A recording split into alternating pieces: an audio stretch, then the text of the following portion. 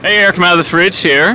How you doing today? Good. How are you doing? I am doing awesome. So, you guys look like you're doing great already. It's taking a few minutes to get up and rolling, which is great because it's a good problem to have because you guys have been killing it. It looks like at the con so far. Thank you. Awesome. So I work at a comic shop, Olympic Cards and Comics in Lacey, Washington. Shameless plug. Niobe especially is one that does really well for us. Thank you very much. I've not had the pleasure to read it. Would you want to tell us a little bit about it? And it sounds like it's Hang actually on a connected you universe. haven't read it? I know. I didn't. I know. But I'm admitting this. I'm being honest about that. I'm keeping it 100. I'm keeping it 100. You're right? keeping it, how many? 100. A whole 100? 100% of 100%. That's fantastic. So Niobe is a coming-of-age tale. It's a Beauty and the Beast love story threaded with a murder mystery. Yes. And I got the honor and pleasure to work with Amanda Stenberg.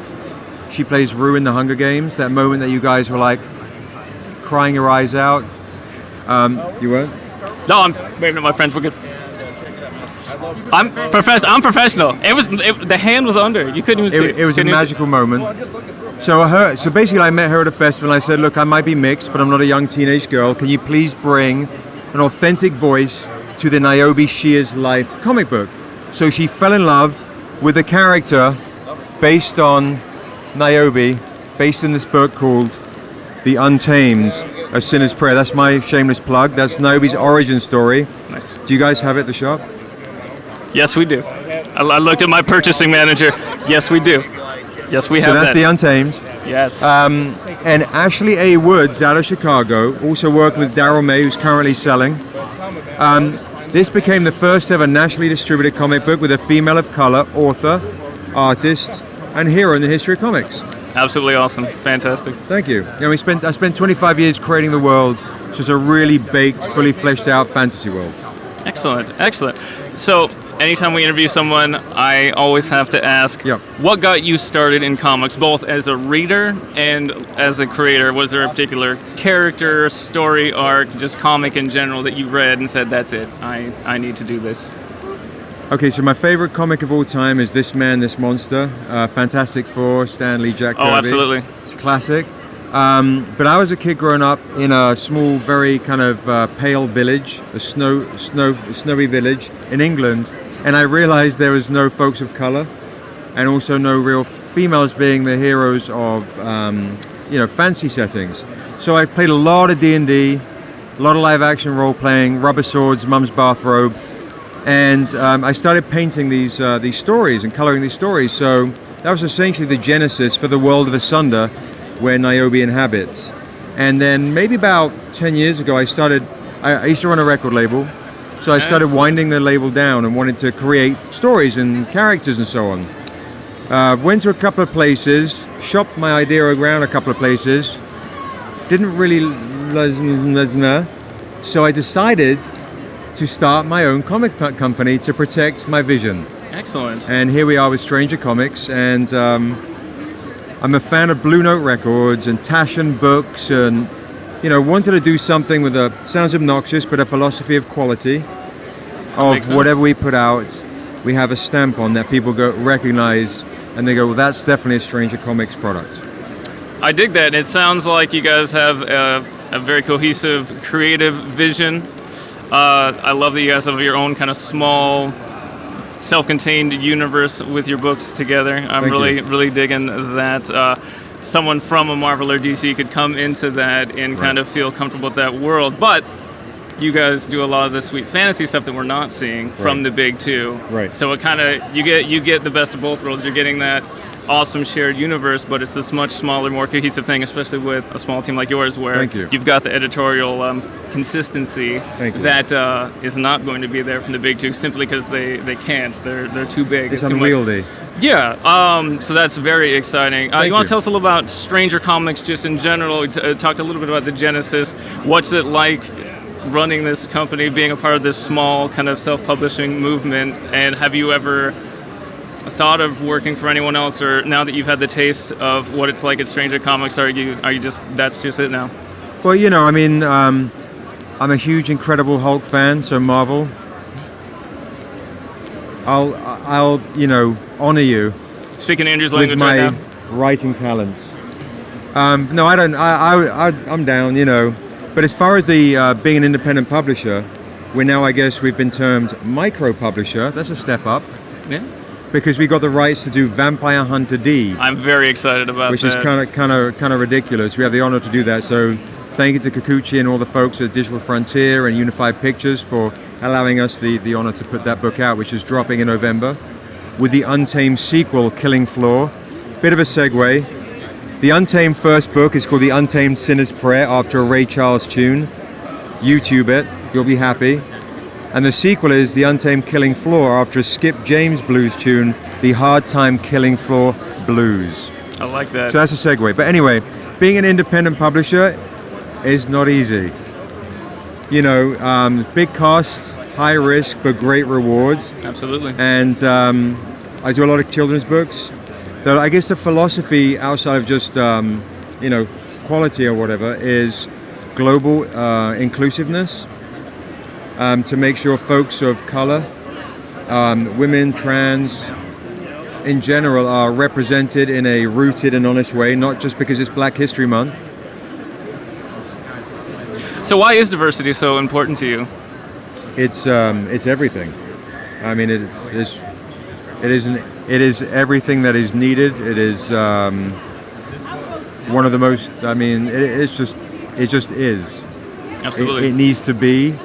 And a lot of times you see comics that have folks of color or, you know, different things not represented by creators of color. So like Vampire Hunter D, we work with Brandon Easton, who does Agent Carter, Mask. Michael Broussard, from who was famous at Top Cow for a while, did The Darkness and Artifacts, a couple of brothers doing that book. And yeah, Mandela Stenberg, you know, Ashley A. Woods. Sheldon Mitchell, who does Erathune for us, he does Batman and worked on Top Cow's The Darkness. Nice. So yeah, it's just extremely important to see folks getting an opportunity to see and hear their voices heard. Absolutely. So are you guys open to submissions or anything as a small publisher? Absolutely. Are people sending you guys work? Is there anything from... Tons of stuff. Okay. Thank you, keep them coming. Excellent. We even did a Niobe Cover 4 exclusive competition where we opened it up to say, look, you guys are doing fan art of Amandla or Niobe anyway. Do a submission, the winner wins some bucks and gets to do a Niobe issue 4 convention exclusive cover. That's really cool. And then actually, everybody that submitted will have an opportunity to have their work seen in our upcoming Niobe Shears Life graphic novel, which we will Kickstarter soon for fun. So for fans who just want to get an exclusive version with all the extra goodies and the bonus features for a discount, we'll have that as well. That's absolutely fantastic. I believe in bringing the whole folks together. No, that's great. Is there any books that you're reading now from other publishers? What was the last one I just read? The last book that I actually just read, funnily enough, was the Captain America, the one, and I can't remember the name of it. Fail on my part. But it was with Captain America was black. Oh, the Sam Wilson cap, yeah. No, it was the original, like the origin Cap America. Was it the Steve Rogers, the Hydra stuff? They've got a couple books going right now. Like maybe 10 years ago. Is it Truth? Yes. Yeah. Oh, Truth is fucking amazing. That book is out of print right now. It's fucking bullshit. The real original Cap. Yeah. The kids don't know. That made me a happy camper. Marvel Truth. Yeah. Fucking amazing, brilliant. Amazing, fucking brilliant book. Are we allowed to swear? Oh yeah. We're an adult show. You can curse all you want. In fact, that's actually a good segue. Can we take two? So the whole thing? Fuck yes. We do have a kids show, Pages for All Ages, that is child friendly for the very reason that, you know, our main show is like 90 minutes and we curse nonstop. We keep the kids show much more succinct for that very reason, and of course no cursing. My friends from the show, they brought me your kids book. Oh yeah. Literally crying about it, like telling me how like fucking powerful and emotional it was, and I've got a 5-year-old and a 2-year-old daughter, so. Awesome. Of course, they were loving it anyway, but it was like, Manix, you in particular, as a parent, need this book. Can you tell us a little about the kids' book? Sure. So I have a kids' book series called the I Am book series. I also, my amazing art director lays out all the kids' books and the comics. He's currently over there selling books. Daryl May. Plug for Daryl. But I wrote that with Gus Elbove from the Jamie Foxx show, White House Down in Flight. Nice. And we had Halle Berry do the foreword for the first one called I Am Mixed, a celebration of all cultures. Then we came out with I Am Living in Two Homes for kids that deal with separation and divorce. And then I Am Awesome, which deals with how to be brave, not give up, be a good friend, deals with adoption, the bullying, all sorts of fun stuff. And Piñata, my failed Spanish accent. That was the first kids book I wrote. It's a toy story with piñatas. Nice. I think that's so great though, because you are covering topics that children don't see a lot, at least not in book form. Of course, they see it in real life, right. And it's woefully underrepresented. Absolutely. So honestly, just thank you for that. Thank you. Do you have anything coming in the future that you can tease for us that you haven't already? I do. I have Erathun issue 2 coming out, hitting stores very soon. There's the retailer incentive. The whole series of Dusu Path of the Ancients, cunningly placed on the table for me to show you. I like this. And I also have, okay, so this is Niobe Shear's life. Following there'll be Niobe Shear's death. Then there'll be Niobe Shear's spirit. And then Niobe Shear's God. Yes to that. So, all sorts of goodies. And then we'll have Morkamoa, which is Rise of the Jade Lord, which is one of the main villains you'll read in Niobe Shear's life and Erathun. He has his own series coming out where Niobe's actually an infant, wow. Which is written and done the art by Daryl, who does all our layouts and concept art. And I did a hand in the writing of that as well. Excellent, excellent. Do you have any more cons coming up this year? Yeah, next week I'll be at Long Beach Comic Con. Then I'll be at New York Comic Con. Then we'll do Comikaze in LA. We might even hop over to Vancouver. Wow. So chances are you'll see me passed out at the Stranger Comics booth. Wow, you guys are like Bon Jovi, just always on tour for life. I like that. Where can we find you online? At Stranger Comics, strangercomics.com, all social media. Talk to strangers, kids. I want to thank you so much for being on the show. Thank you very much. All right, thanks, man. Appreciate it. Thank you.